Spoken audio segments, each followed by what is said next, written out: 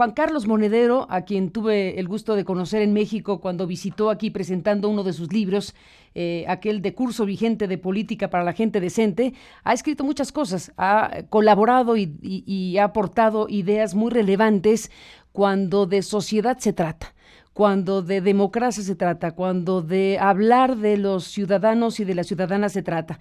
Así que te mando un saludo desde México, Juan Carlos Monedero, hasta Madrid, donde te encuentras, y te aprecio que estés aquí, pues para hablar de esto que desde la distancia te generará alguna reflexión sin duda. Gracias por estar aquí, Juan Carlos, bienvenido.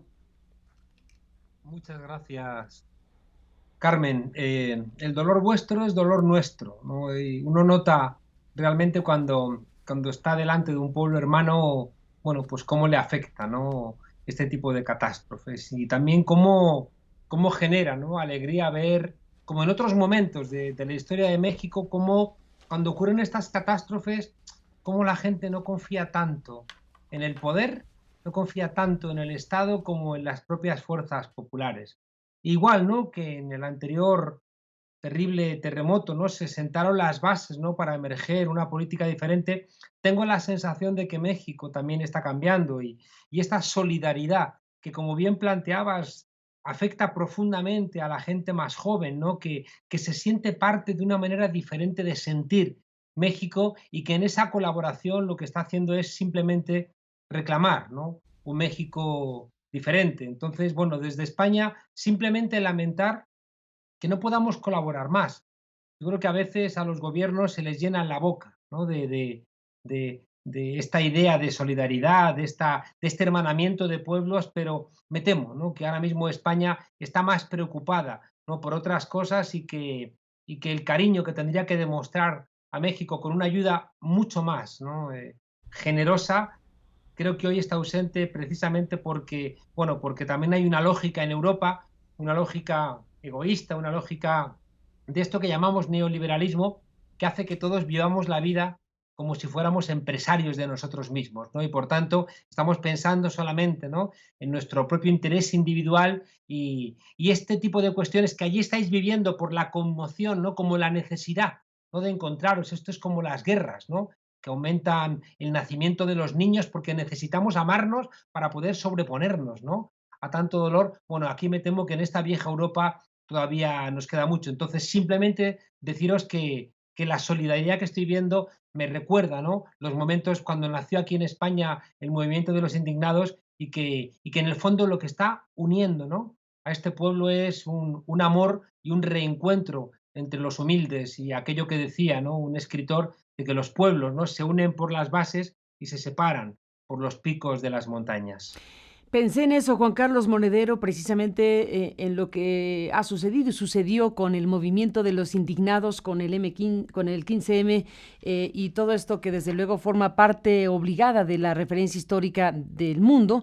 Y me gustaría, Juan Carlos Monedero, que nos ayudaras bueno, que nos compartieras lo que fue ocurriendo con esa masa humana, con esa ola ciudadana que se manifestaba en las calles, que tenía un impulso de reclamo de muchas cosas y que acabó con un tipo de organización que en este caso se convirtió en Podemos y de otras maneras, pero aquí lo que me parece importante en un momento como el que vive México es empezar a plantear las preguntas y eventualmente las respuestas de hacia dónde se puede dirigir un país que está en shock, un país que está en las calles, un país que tiene una respuesta muy vigorosa frente a la tragedia, pero que en algún punto las preguntas que empiezan a surgir es si este será o no el parteaguas que México necesita. Me acuerdo de aquello que escribiste de dormíamos y despertamos, este fenómeno que puede quedarse en la tragedia misma y en el enfrentamiento de la emergencia, pero que también puede ser un punto detonador de organización social distinta a la que hoy México tiene, o que mejor dicho, no tiene. ¿Qué vivieron ustedes? ¿Cómo se dieron las cosas? ¿Cómo se organizó la gente? ¿Cómo fueron sucediendo los fenómenos de comunicación entre las personas, de organización? ¿De qué manera? ¿Qué nos podrías compartir desde allá pensando en el acá? Has planteado una cosa, Carmen, que creo que es muy relevante. El 15M nunca fue una respuesta, el 15M fue una pregunta. De hecho, dos. Se le preguntó a a la democracia representativa ¿por qué no me representa? Y se le preguntó a la economía, que en España, según la Constitución, es una economía social, ¿por qué trataba a la gente como mercancías? ¿No? ¿Por qué había gente que era trabajadora y pobre? ¿No? ¿Por qué había gente que no llegaba a fin de mes? ¿Por qué los abuelos no llegaban con su pensión, ¿no?, a poder tener una vida digna? ¿Por qué había gente que no volvía a poder entrar en la universidad? ¿Por qué a la gente le quitaban los ahorros de su vida que estaban puestos en las viviendas? Y al mismo tiempo, como lo recordáis, en México estábamos rescatando a los bancos. Y fíjate, Carmen, que me encantaría poder trasladaros algo que creo que es muy importante para México ahora mismo, que lo relevante fue que esas preguntas lo que construyeron fue dos cosas, que ojalá se estén ahora mismo armando en México. La primera es construir un relato diferente, un relato que nos contaba que los ricos no pueden solucionar los problemas de las mayorías, que tú no puedes elegir a un rico, ni a un guapo, ni a un galán de telenovela pensando que esa imagen de los medios de comunicación se va a trasladar de alguna manera a la posibilidad de solventar tu vida. Y en segundo lugar, después de plantear que hay que elegir a representantes realmente implicados con el pueblo, la segunda cuestión que hizo el 15M fue, te digo, junto a este cambio de relato, fue repolitizar a la ciudadanía. Y esas dos cosas son dos elementos que ojalá que estén en marcha en México. Uno es la repolitización social, es decir, entender que solo el pueblo salva al pueblo, y por otro lado, un relato que establezca que no pueden ser los de siempre los que solventen los problemas de México. El 15M tardó 3 años, ¿no?, en encontrarse a sí mismo, porque ese proceso horizontal, donde había que darse respuestas a sí mismos, fijaos que era muy importante en el 15M que había gente ahí que éramos profesores, pero no contábamos las cosas intentando bajar línea, sino que dejábamos que la gente siguiera sus propias explicaciones. ¿Y por qué te digo, Carmen, que para mí es esencial, pero esencial, que México se repolitice y, en segundo lugar, que construya un relato diferente? ¿Sabes por qué? Porque creo que México ha sido engañado demasiadas veces y me dolería muchísimo que esta fuera otra. México creyó que iba a encontrar, ¿no?, también como un efecto, ¿no?, del terremoto, iba a encontrar una política diferente y se cayeron los sistemas electorales. México pensó que con la obtención del gobierno por el PAN iban a cambiar las cosas, y el PAN fue incluso casi peor que los 70 años del PRI. México pensó que con la entrada de los zapatistas en el Zócalo iba a cambiar la política, y al final también se vio cerrada. Se ganaron las elecciones con López Obrador y fueron robadas. Se volvieron a ganar las elecciones con López Obrador y otra vez fueron robadas. Son demasiadas frustraciones. Entonces ahora este México que se está encontrando a sí mismo en la solidaridad y que puede soñar que, como decía antes, que solamente el pueblo salva al pueblo, que está encontrando que hay mucha mayor sensatez, por lo menos yo desde España veo mucha mayor sensatez en los planteamientos de Morena, que veo mucha mayor sensatez en los movimientos sociales que están alimentando no la fragmentación, no la separación, sino ver cuáles son los puntos que se comparten, ¿no?, para poder vencer a esas maquinarias electorales terribles, ¿no?, llenas de dinero, como son las del PRI y las del PAN, para poder encontrar una solución para México. Por tanto, el mensaje que yo diría es: emociónense, pero no se llamen a engaño. Es decir, nunca los procesos de cambio son inmediatos. Nosotros estuvimos 3 años en las calles y después de esos 3 años fue que decidimos poner en marcha Podemos. Hay mucha gente que me dice, ¿cómo tendríamos que hacer aquí nosotros para montar Podemos? Y yo digo, no. La respuesta es cómo tienen ustedes que hacer para que haya un movimiento social, porque Podemos viene del movimiento social y no es al revés. Y yo creo que ojalá haya inteligencia en la política alternativa mexicana para entender que esta solidaridad tiene que por sí misma, no intentando cooptarla desde los partidos, no intentando usarla desde los partidos, sino que desde su propia lógica encuentre la necesidad, por esa repolitización y por ese nuevo relato, de encontrar una vinculación con la posibilidad real de cambiar el país en las elecciones, ¿no? Yo creo que lo más difícil, Carmen, lo más difícil es que en vez de hablar de fútbol o de ricos o de famosos, hablemos de política, porque la política no es algo de los partidos, la política también tiene que ver, ¿no?, con lo que nos ocurre cotidianamente, tiene que ver con las series de televisión que vemos, tiene que ver con el papel de la mujer, tiene que ver con las relaciones con otros países, tiene que ver con las mentiras que cuenta la televisión cuando ahora mismo estaba viendo que había ahí, ¿no?, banderas venezolanas llevando alimentos con la cantidad de dificultades que tienen en Venezuela. Y por tanto, ojalá México se dé ese nuevo relato, porque si se da ese nuevo relato y se repolitiza, os aseguro, y esto diría que es casi una ley de la ciencia política, vais a encontrar el camino para hacer la política de manera diferente. En el nuevo relato, Juan Carlos Monedero, esto que dices, construir un relato diferente, tal como lo plantearon y lo hicieron ustedes a lo largo de 3 años y después se instala Podemos y ya después hablaríamos de qué pasó después, pero en este caso lo que me parece importantísimo es compartir tu experiencia precisamente de cómo fueron estos fenómenos de comunicación, casi te diría de fraseo de las cosas, de un entendimiento distinto y una apropiación de los ciudadanos de la cosa pública, de la vida pública y política, como dices. ¿Cómo es que se vivieron esos 3 años? ¿Qué recuerdas como los momentos más importantes y clave para lo que acabó siendo Podemos? Participar es trabajar de más, Carmen. Y por tanto, cuando uno hace política, y política no es lo que hacen los partidos, política es lo que hacemos para mejorar nuestra vida, ¿no? La política tiene que ver, yo lo cuento cuando tenemos discusiones dentro de Podemos, digo, por ejemplo, nosotros tenemos que hablar también de las nuevas relaciones de pareja, de dónde está la familia, ¿no? De esa insatisfacción que tiene la gente constantemente en sus relaciones personales, ¿no? Eso también es política y, por supuesto, también es política que haya trabajos dignos, que podamos tener una vivienda, un techo, ocio, estemos alfabetizados, ¿no? Yo creo que esas cosas son política.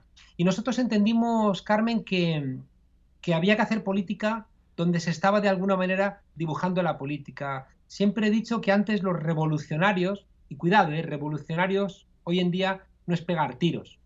Revolucionarios, lo dijo Lula, es, por ejemplo, en Brasil era comer 3 veces al día. Los revolucionarios antes iban a la sierra. Hoy los revolucionarios van a los platós de televisión. No podemos regalarle, ¿no?, la comunicación, no podemos entregarle la construcción de la verdad a los mentirosos, ¿no? A los que, si me permites una broma, hacen como aquello de Groucho Marx, ¿no? Cuando entra su mujer y le encuentra en la cama con otra, y Groucho Marx le dice a su señora, ¿a quién vas a querer, mi amigo, a tus propios ojos, ¿no? Entonces, de alguna manera, creo que la política nos dice eso, nos están engañando, nos roban, se quedan con el dinero público, hacen desfalcos, son corruptos, y encima nos dicen, ¿a quién vas a querer? ¿A ti o a lo que yo te estoy contando? Nosotros lo que hicimos fue irnos a los medios de comunicación. Y cuando los medios de comunicación no nos hacían caso, nos fuimos a las redes sociales, nos fuimos a las calles, dimos clase en las calles, es decir, intentamos ir haciéndonos un hueco, ¿no? ¿Y qué ocurrió? Y hay una parte que yo creo que es muy importante y hace falta que...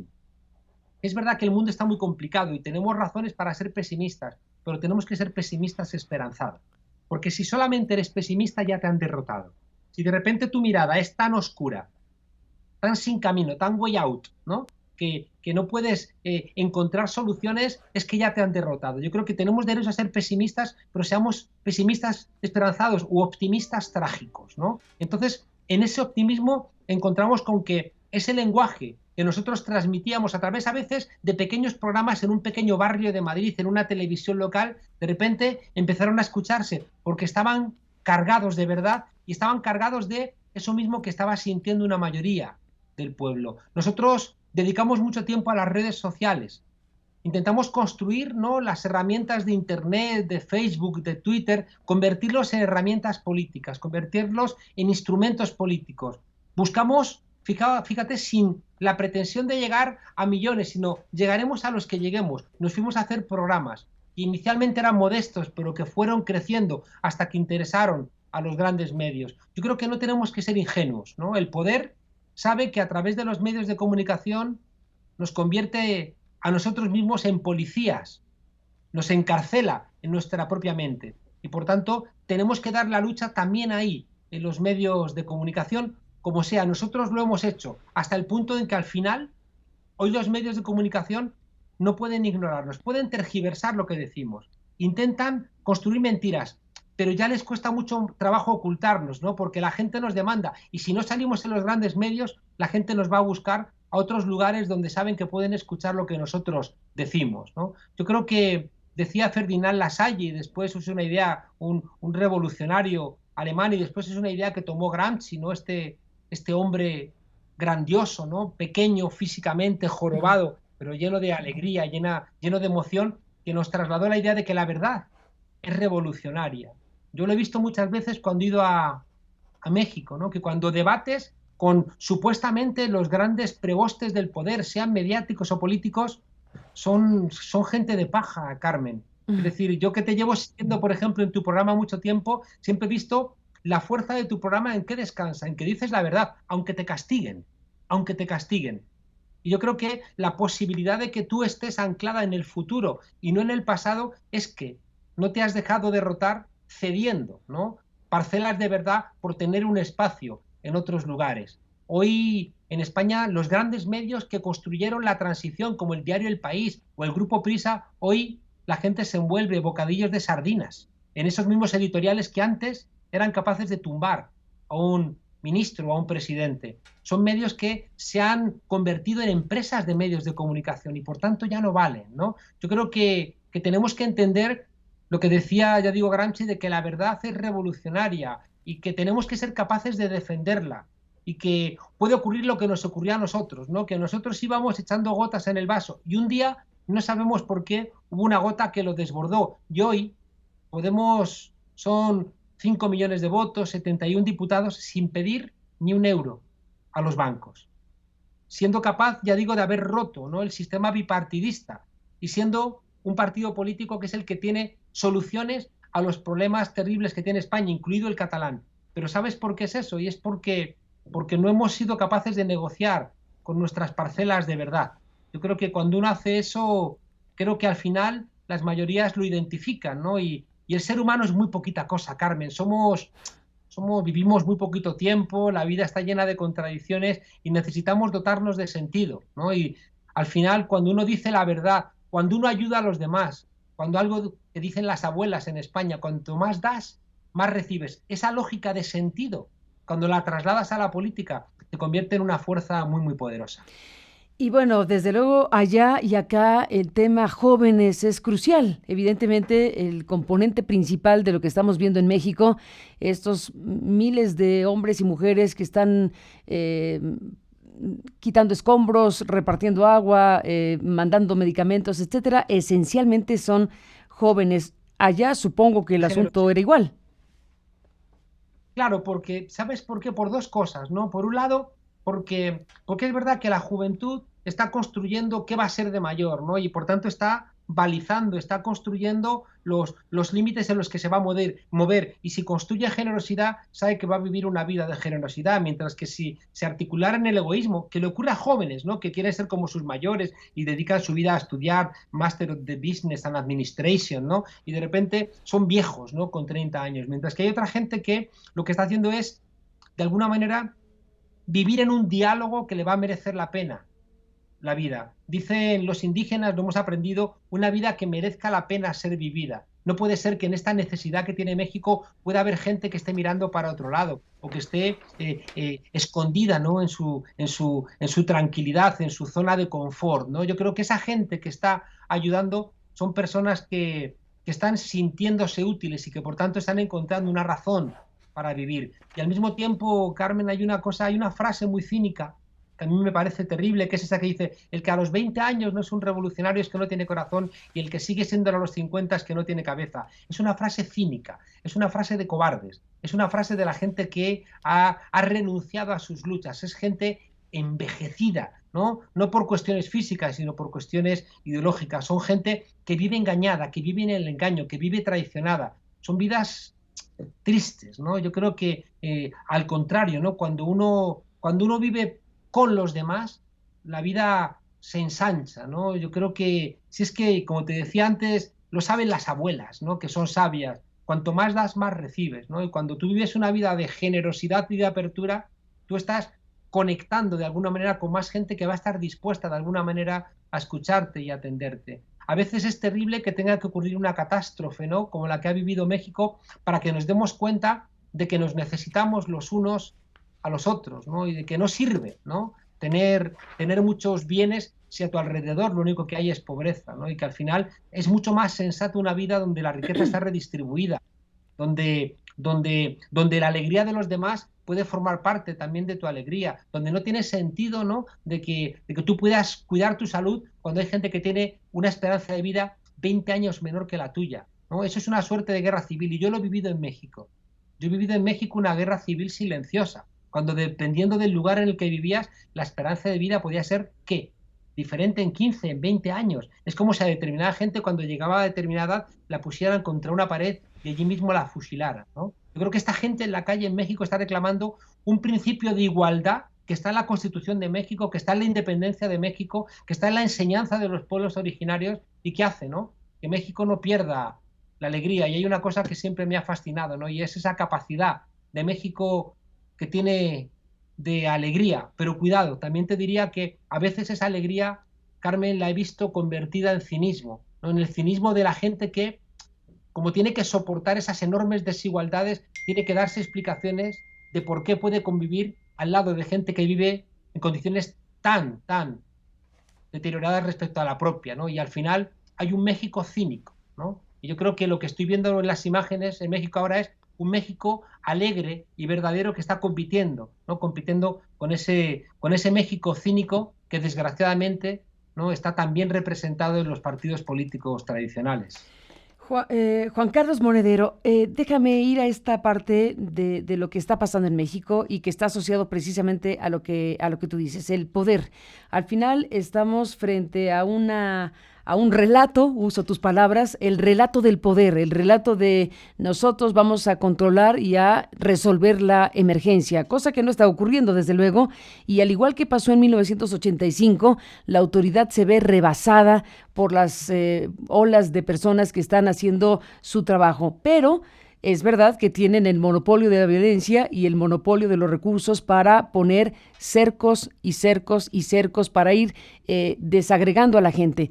Lo que hemos visto en los últimos días y en las últimas horas es la dificultad ya para llegar, digamos, a los lugares donde se puede ayudar. Puede haber ciertos criterios que se pueden entender de razones sanitarias o de riesgo por el colapso de los edificios, que se podría entender por qué la gente no podría pasar porque hay riesgo para ello. Pero también hay una idea, y me parece que un componente importante es de que más que coordinar autoridades y ayudar a coordinar el trabajo de los civiles y de los ciudadanos con las autoridades para el rescate, lo que aquí da idea es que quieren controlar a esa masa, hacerla, dispersarla, hacer que se divida, que haga un intento y no llegue porque hay uno, dos, tres, cuatro cercos para llegar. Esa es una reacción, me parece, del propio poder frente a esto que ha sorprendido por su fuerza, sorprendido por su generosidad y por su solidaridad, y porque nadie sabe, supongo yo, que empezando por el propio poder establecido, qué puede pasar con esa masa de muchachos y muchachas y gente que hoy está en las calles levantando escombros. Cuando dejen de levantar escombros, ¿qué van a hacer esas personas? Supongo que se lo pregunta a todo mundo, empezando por quien hoy detenta los poderes. En Europa, la emergencia de los derechos sociales vino después de que los jóvenes regresaron de la guerra, ¿no? Y esos jóvenes que habían participado, ¿no?, y habían puesto su vida en peligro, ¿no?, por defender a la patria, le pidieron a la patria, ¿no?, tanto en la Primera Guerra Mundial como en la Segunda, que estuviera a la altura de su sacrificio, ¿no? Esos jóvenes que se echan a la calle a jugarse la vida, a darlo todo, ¿no?, por ayudar a otros compatriotas que han sufrido el golpe terrible del terremoto, al día siguiente pueden preguntarle al poder: oye, no me hacías tanta falta, oye, ¿dónde estabas? Oye, ¿por qué no tenías un plan hecho? Oye, ¿por qué no ha habido una reconstrucción de los edificios, ¿no?, para que no haya tanto daño, ¿no?, cuando hay un terremoto en zonas que siempre están afectadas por estos movimientos? Esa gente puede empezar a hacerse preguntas y el poder, por supuesto, no quiere que estén en la calle. Hay un autor que me ha extrañado siempre verlo tan referenciado en México, en la ciencia política mexicana, que es Samuel Huntington, ¿no?, el autor de La Guerra de Civilizaciones, pero que tiene un libro previo del año 68 donde él plantea algo que, fíjate, lo has dicho tú, donde él plantea que los cambios sociales nunca desborden los marcos institucionales, ¿no?, para que siempre estén controlados por el poder. Y claro, esa gente que está en la calle con la urgencia de salvar vidas no va a escuchar, ¿no?, las limitaciones del poder, ¿no? Que en vez de utilizar a la policía o al ejército para hacer cumplir la Constitución, lo que va a hacer es intentar también frenar, ¿no?, esa autodeterminación popular. Del terremoto del 85 salió, ¿no?, la emergencia, ¿no?, de la posibilidad de cambio en las elecciones, si mal no recuerdo, del 88. Yo creo que de este movimiento popular, donde el pueblo se empodera, donde el pueblo se da cuenta de que el poder nunca está a la altura, ¿no?, donde el gobierno mexicano no está a la altura, ¿no?, de este drama social, y puede empezar a decir, bueno, necesitamos otro gobierno, y para conseguir otro gobierno necesitamos también encontrarnos a nosotros mismos. El poder se da cuenta, ¿no?, y por eso prefiere, ¿no?, disolver ese movimiento popular, intenta frenar, ¿no?, porque después de mirar, ¿no?, entre los escombros, pues también seguramente querrás mirar, ¿no?, dónde están las fosas, ¿no?, de tanto asesinado durante esos gobiernos del PRI, del PAN, y vas a buscar también dónde está escondido todo el dinero que han robado, y vas a buscar, ¿no?, dónde están escondidas las riquezas, ¿no?, de estos políticos que están tan alejados, ¿no?, del nivel de vida de la mayoría de México. Y al final va a ocurrir lo que planteaba Naomi Klein, ¿no?, que cuando hay un shock hay dos posibilidades. Una es que el pueblo se articule, como estamos viendo en México, o que el poder utilice el shock, ¿no?, para intentar privatizar, para intentar quedarse con riquezas, para desalentar los movimientos sociales, para golpear, ¿no?, a los movimientos de protesta, ¿no? Y por eso yo también le pediría humildemente, ¿no?, a las mexicanas y mexicanos que estén atentos, ¿no?, que no se dejen fragmentar, ¿no?, porque una de las herramientas centrales del poder es separarnos, ¿no?, porque separados no nos damos cuenta de que somos muchos. En la Grecia clásica estaba prohibido que los esclavos vistieran igual, para que no se viera que eran tantos, ¿no? De la misma manera, creo que ese pueblo en la calle haciendo cosas para los demás es un mensaje político demasiado hermoso, ¿no?, para que lo pueda aguantar el gobierno del PRI o la élite política del PAN. Juan Carlos Monedero, cerremos, te propongo, con dos cosas rápidas. Uno, lo que está pasando en México, bueno, tiene muchos componentes. Uno de ellos, que la clase política, los dirigentes partidistas, pues al ver el reclamo de la sociedad, al ver el enojo de la sociedad frente a la propia autoridad por muchas razones, bueno, están ahora respondiendo a un viejo reclamo de muchos, que es que se gasta una cantidad espeluznante, multimillonaria, de dinero público para soportar el sistema de partidos y las competencias electorales. Aquí tenemos un modelo político electoral que estoy segura que, siendo estudioso, algo debes saber de él. Este modelo político electoral, un sistema de comunicación político electoral basado fundamentalmente con dinero público, y es una maquinaria pues muy costosa, que el año que entra, que tenemos una mega elección en todo el país, 2018, está presupuestado 25,000 millones de pesos, que es una cantidad bastante respetable, una locura en términos de la realidad mexicana, y ahora peor con motivo de este desastre. Lo que hemos visto en estos últimos días es una reacción de los partidos proponiendo que van a eliminar el 100% del dinero público. El 100% del dinero público, entonces, que se quite, dicen los partidos, en una suerte de dádiva generosísima para los rescates y las reconstrucciones. Sin embargo, te invito a que reflexiones de lo que significaría para un país modificar algo tan sustantivo como de dónde procede el dinero para financiar la competencia político-electoral. Si se quita, como dicen que pretenden, para una respuesta demagógica, atender los llamados de muchos, el 100% del dinero público, ¿qué pasaría si entonces soportamos la operación de los partidos y el financiamiento de las campañas políticas con dinero privado? Imagínate tú, claro. ¿Qué pasaría, Juan Carlos? Bueno, pues es bastante evidente que uno se imagina al narco, ¿no?, financiando la política directamente, ¿no? Uy. Y sobre todo conociendo a los partidos tradicionales de México, no le harían muchos ascos a ese dinero proveniente del narco. Lo hemos visto en Colombia, claramente cómo han financiado, ¿no?, hasta más de un tercio, ¿no?, del gobierno colombiano de la fuerza vinculada a Uribe, ¿no? Yo creo que privatizar la política es entregarla a los poderosos, y desgraciadamente un sector de los poderosos hoy tiene que ver con el narco, ¿no? Y por tanto creo que sería un disparate. Otra cosa bien diferente es que se ponga tasa, ¿no?, a las campañas, pero para eso, ¿sabes qué habría que hacer, habría que recuperar, Carmen, algo que no es tan sencillo si no se tiene la voluntad, y es recuperar la información como un bien público. La información no es una mercancía y se puede suministrar de manera privada, no hay problema, pero siempre y cuando no se pierda de vista que la información es un bien público y que, por tanto, el poder político debiera poder exigir, ¿no?, a los medios de comunicación que dieran cobertura a la discusión política sin convertirlo en un negocio, ¿no? O sea, no tiene sentido que estemos viendo en México, en Brasil, en Argentina, en Estados Unidos, que los millonarios ya se van directamente involucrando en la política. Ya ni siquiera deciden pagar a políticos para que le hagan su trabajo, sino que ya directamente millonarios, Donald Trump es el más evidente, pero ocurre lo mismo con Macri, con Temer, se convierten, ya digo, en políticos ellos. ¿Y ellos qué problema tienen? Si se pueden gastar dinerales, ¿no?, para después tener el aparato del poder y recuperar ese dinero, ¿no? Es verdad que nosotros nos hemos sido capaces, ¿no?, de hacer una campaña electoral sin pedir dinero a los bancos, pero después, cuando hemos sacado el resultado electoral, el Estado ha pagado a Podemos en virtud de los escaños obtenidos y de los votos obtenidos. Si te gastas más dinero, ese dinero lo perderías, ¿no? Y ese dinero no puede estar, ya digo, financiado con dinero negro. Yo creo que hay dos cosas, Carmen, esenciales en la democracia mexicana y en la democracia liberal general, porque en ningún lugar, yo me he leído los documentos electorales mexicanos y en ningún lugar pone que vayas a dar una tarjeta de compra en un supermercado, en ningún lugar habla de los mapaches, ¿no? Se llaman, si mal no Sí, recuerdo, mapaches.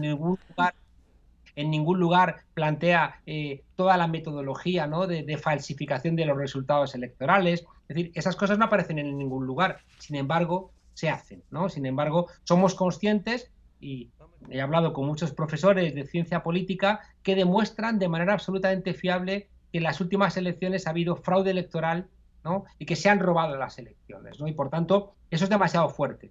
Es verdad que, fíjate, todo el escándalo que se ha montado en la crisis venezolana y cómo nos hemos enterado hasta casi del tiempo que hacía día a día en Caracas. En cambio, este tipo de fraudes, como son en países que no ponen en cuestión el statu quo, ¿no?, dictado por Estados Unidos, no forman parte, ¿no?, de la agenda, ¿no? En México pueden asesinar a periodistas, que no pasa nada. En México se pueden robar elecciones, que no pasa nada.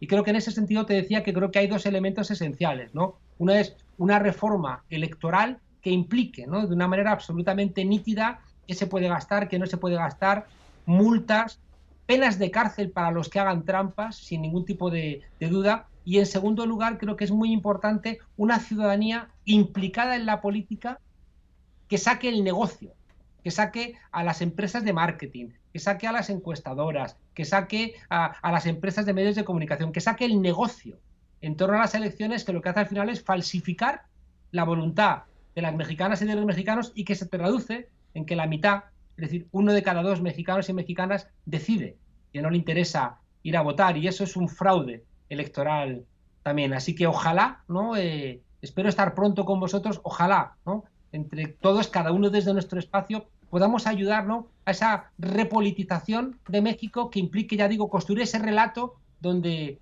entendamos, ¿no?, que tú no puedes delegar la política.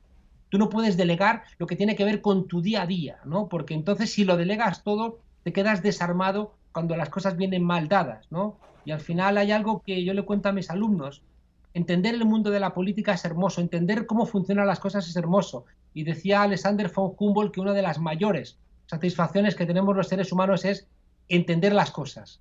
Este pueblo de México en la calle está entendiendo cosas, ¿no? Y ojalá ese entendimiento lo ponga al servicio de un México que ya se va mereciendo una democracia de mayor densidad. Sin la menor duda, déjame hacerte una pregunta que puede ser o tonta o esencial, tú escoge. ¿Qué es la política? Mm. La política es autoayuda colectiva. En un mundo donde nos están planteando de alguna manera, ¿no?, que vayamos a lo nuestro, que seamos empresarios de nosotros mismos, que compremos un libro de autoayuda para solventar nuestras insatisfacciones, la política es autoayuda colectiva, ¿no? La política viene de polis, viene de ciudad, es el encuentro, ¿no?, de seres humanos que compartimos muchas cosas, ¿no? La política es ese acuerdo, ¿no?, básico para dictarnos las normas de convivencia. La política es ese momento en donde las ventajas de la vida social solos no podríamos. Esta noche, si alguien quiere ir a cenar a un restaurante, alguien habrá cuidado a la res, la habrá sacrificado, la habrá llevado al restaurante, la habrá cortado, la habrá cocinado, sazonado, alguien habrá sembrado los árboles para las verduras, para el aceite. Es decir, ni siquiera, no ya digo siendo muy rico, si no hubiera una estructura social, no podrías beneficiarte. Vivimos en sociedad y todos nos beneficiamos de la vida social. Lo que no tiene mucha explicación es que unos trabajando mucho disfruten tan poco y otros trabajando tan poco disfruten de tanto. En la política es la que de alguna manera le levanta los tejados a la realidad y nos iguala, ¿no? Nos mira frente a frente. En uno de los libros más antiguos de la política, que es la política de Platón, la República de Platón, ahí nos planteaba con una metáfora que la madre tierra nos ha, ¿no?, parido a todos, ¿no? Y que a unos les ha hecho empresarios, a otros trabajadores, a otros soldados, a otros filósofos, pero que todos somos hijos, ¿no?, de la misma madre. Esa metáfora contaba Platón que es necesaria porque la igualdad es una tensión humana. La igualdad, a veces no para nosotros, pero sí para nuestros hijos, es una tensión que hace que las sociedades se muevan. Y la política de alguna manera es la gestión, ¿no?, de ese anhelo de igualdad.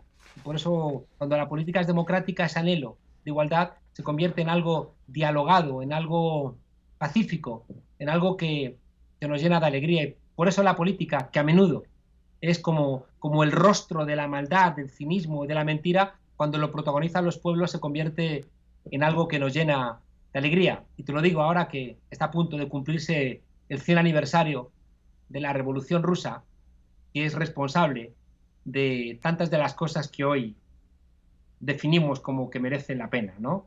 Pese a todo, ¿no?, las paladas de oscuridad que vinieron detrás, ¿no?, en la historia de Rusia, sin esa revolución, pues seguramente los trabajadores no tendrían derechos, las mujeres no votarían, los niños no tendrían niñez, los ancianos no tendrían vejez, seguiríamos siendo iletrados, la guerra sería, ¿no?, el cauce de solución de los conflictos, etcétera, ¿no? Y por tanto, no nos olvidemos, y para mí eso es el corazón de la política, que solo el pueblo salva al pueblo. Juan Carlos Monedero, te aprecio mucho que nos hayas tomado esta comunicación para hablar desde Madrid hasta México en un momento como este, con estas ideas, con estas palabras, con esto que desde luego nos mueve, y de eso se trata, como tú planteaste hace un momento, de construir un nuevo relato, de construir una nueva situación para México, y hoy la sociedad, o una buena parte de la sociedad, está en las calles, está organizándose, está ayudando a los otros, y este momento puede o tiene que ser, pienso yo, un punto de quiebre. Deseo que sea un punto de quiebre para México hacia una nueva circunstancia en donde, como dijiste hace un momento, México pueda tener una democracia de mayor calado y no lo que hemos tenido en los últimos años. Así que, Juan Carlos, te mando un abrazo y sigamos al habla. Gracias, Carmen. Dicen los biólogos que quien cree a los mentirosos no es antepasado de nadie, y es muy difícil que ese pueblo que está en la calle pueda ser engañado. Así que toda mi solidaridad, mucha fuerza, y ojalá pueda veros pronto. Será un gusto, Juan Carlos. Un abrazo y nos veremos en México cuando estés por acá. Gracias y buenos días desde México. Buenas tardes para ti en este momento. Pues ahí